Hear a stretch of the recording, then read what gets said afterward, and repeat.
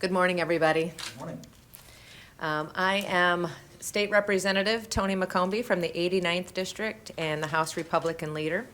I'm here today with my colleagues to talk about fentanyl. The epidemic this is an epidemic just not in our state but also in our nation. And unfortunately, this drug has found its way into our neighborhoods, our high schools, and our communities, and leaving no community safe. Take, for example, North Mac High School in nearby Verdon.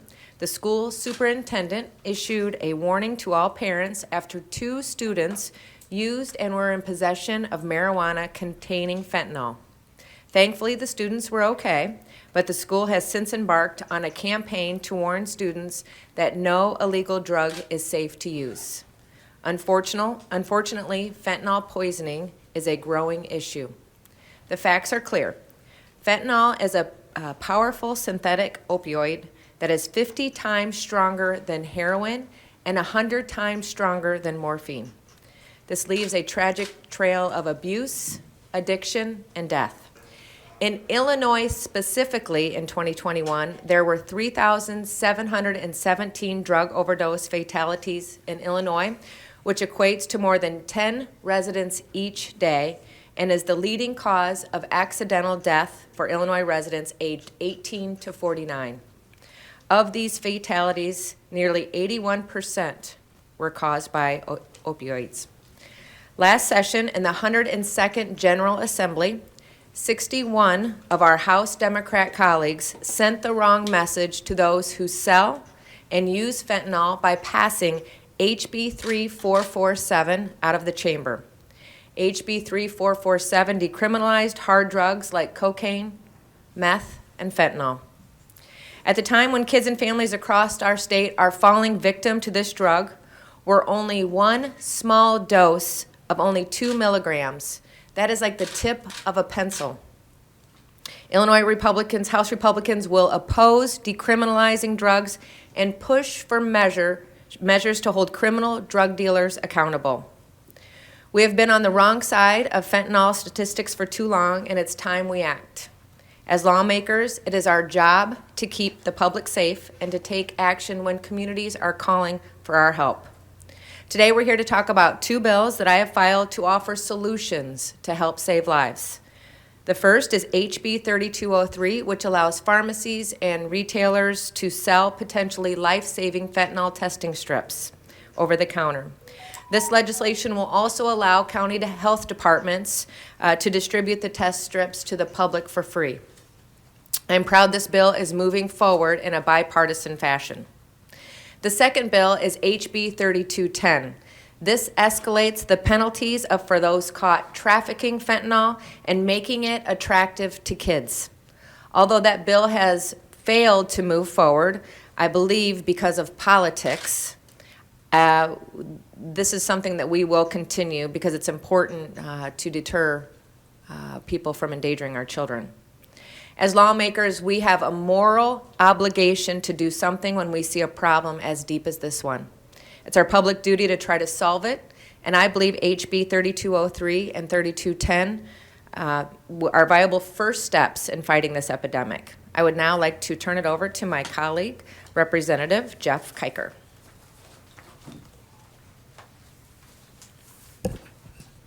Good morning, all. I'm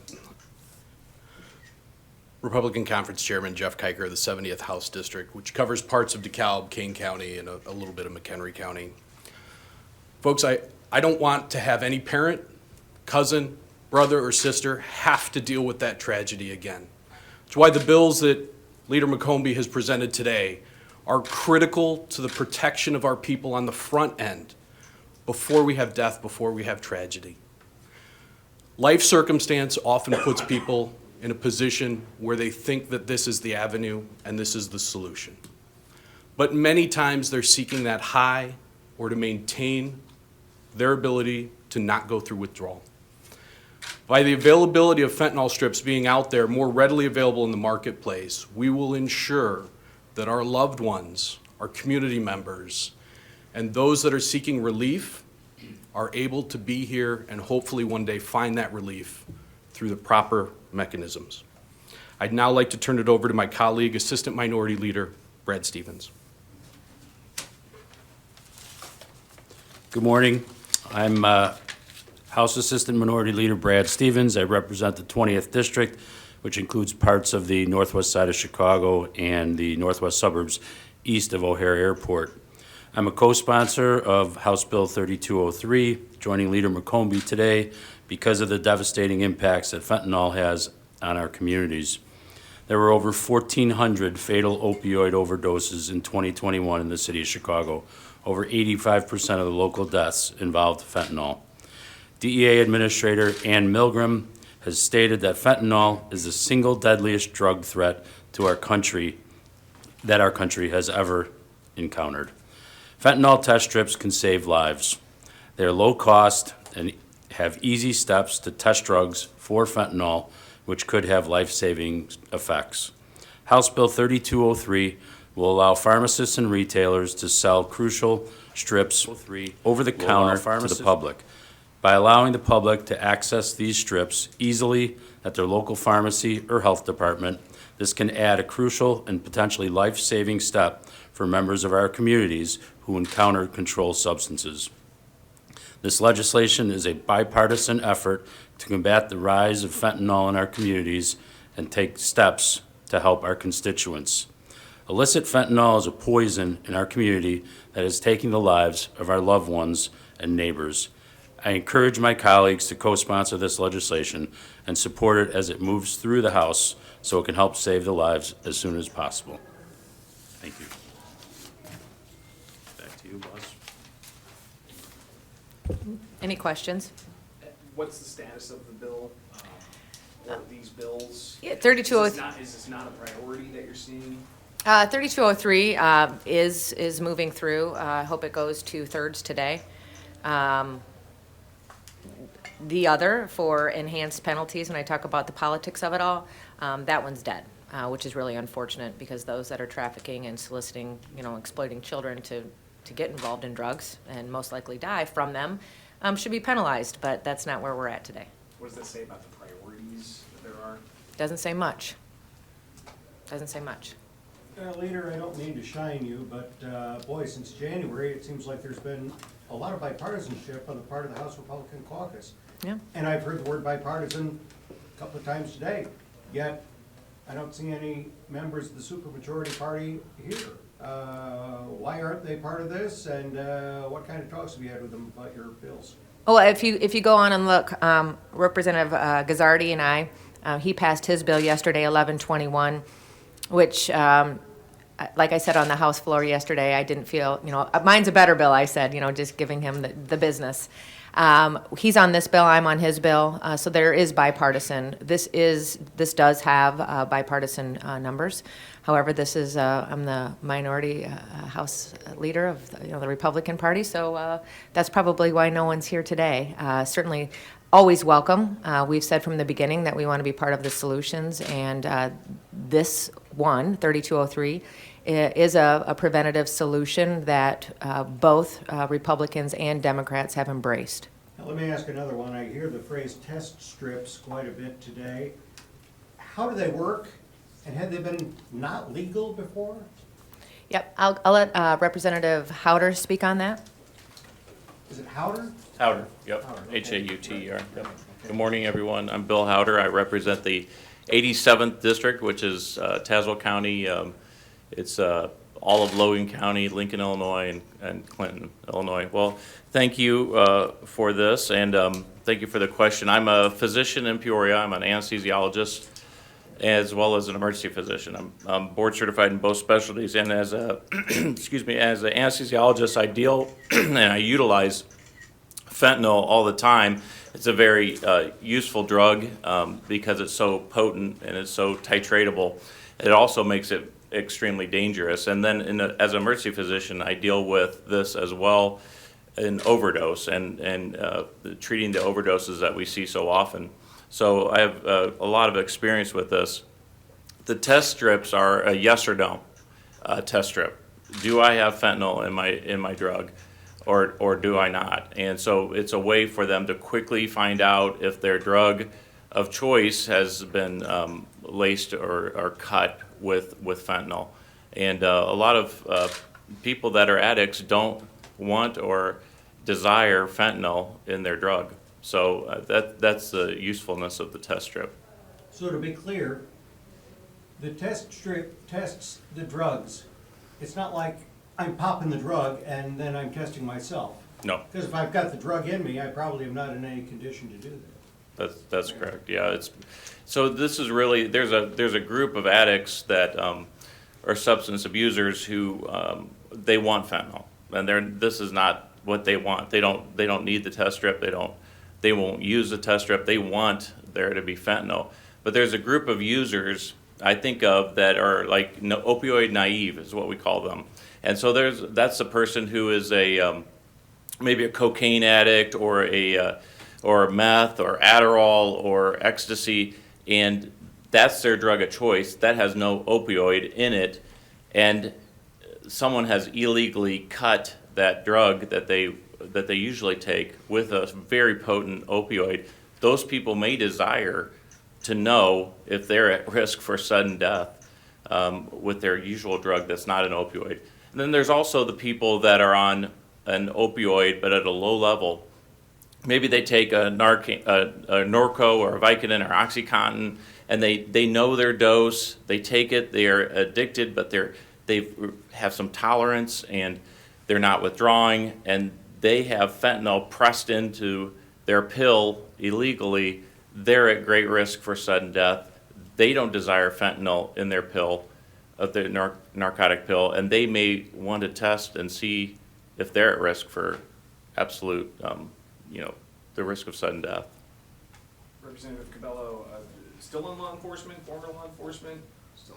Your thoughts on what your colleagues are running into when it comes to, how do the testing strips help you guys? Because we've seen videos of, even Border Patrol who aren't knowing or touching something, but then all of a sudden they're on the ground overdosing. How have you seen it impact the law enforcement? Well, first of all, the first things that we've seen is the amount of overdoses that have increased. When the officers arrive on scene with EMS, everybody is very careful because we don't know what they overdosed from. Was it heroin? Was it fentanyl? But the officers are very, very careful because we just don't know what we're dealing with. And to make sure that our officers are safe, there's protocols in place to make sure that they do it as safely as possible. The EMS folks do the same thing. They have protocols that they need to follow to make sure that the risk is reduced. Is it ever gone? No. So it is a very, very dangerous for law enforcement. It'd be great, to have law enforcement get these when they need them, but I think the bill is really for parents that have small children that go to school and find something in their pockets, and making sure that the kids are safe. I mean, just look at how many people have been dying from this. It's absolutely positively horrible. When you tell somebody that they have fentanyl in their possession, are they often surprised by that, like that they unintentionally had that, or? Oh, absolutely. Many of these folks just don't understand that what they're getting into.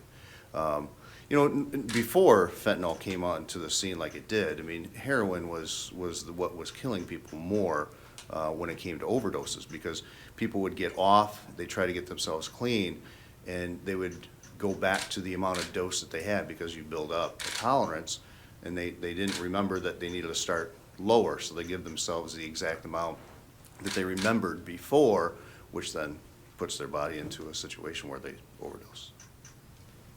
Leader, over the last few years, we've seen many pillars pass, mostly from Democrats, having to do with education, criminal justice, but as you mentioned, this is a bipartisan effort, not just your bill or Rep. Gazzardi. There are many bills this year, specifically on fentanyl.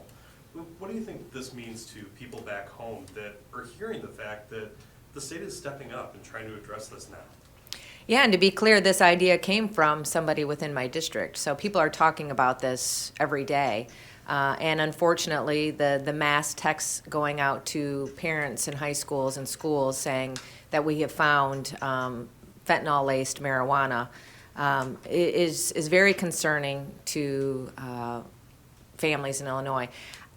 I think, I believe and I hope that it shows that we, whether House Republicans and Democrats as well as Senate Republicans and Democrats are taking this seriously. And like I said in my opening, I'm going to guess everybody in this room knows somebody or some family that has been affected by this drug. So it's real, and we have to get ahead of it. We are behind schedule on stopping this. Now, we're obviously in the early phase here where obviously you've got legislation moving. If it's signed into law, that happens. But one of the hardest things in Illinois is having things enacted. A lot of times bills become law and we never see any change. How would you ensure that Illinois actually changes this epidemic? Well, it will be helpful that there's no appropriation with it, so there's no reason to stop it financially. I have not heard anything from the governor that he would not sign this or start this.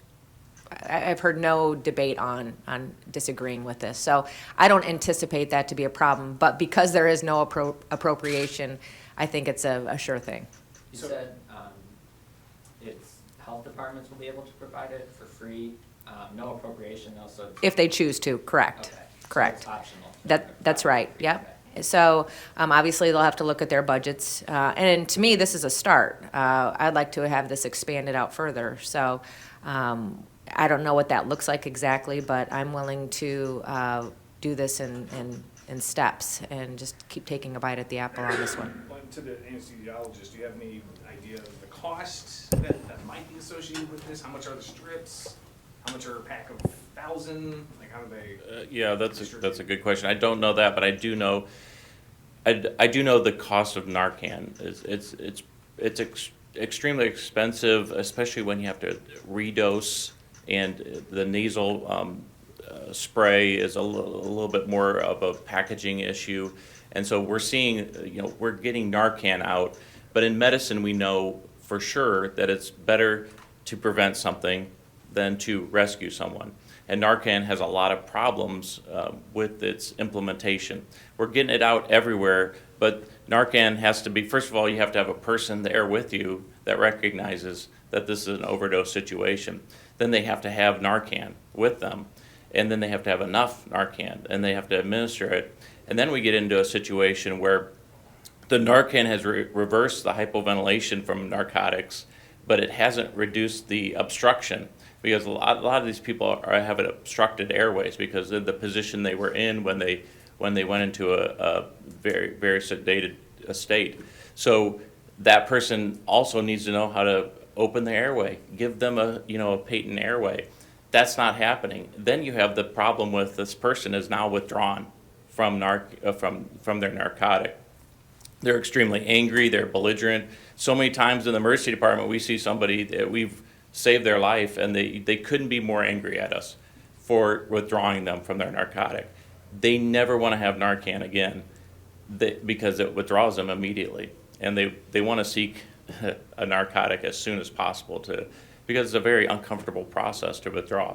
So the Narcan has a lot of problems. It's great that it's out there, but it's a rescue. It has a lot of problems. This is a prevention and preventing that person from getting into that state. So I don't know exactly what the cost is, but I know the value of it is huge. All right, thanks everyone. People who are addicted to fentanyl, does this skew young or is it people of all ages? The statistics show that the highest deaths are between 18 and 49. Thank you, everybody.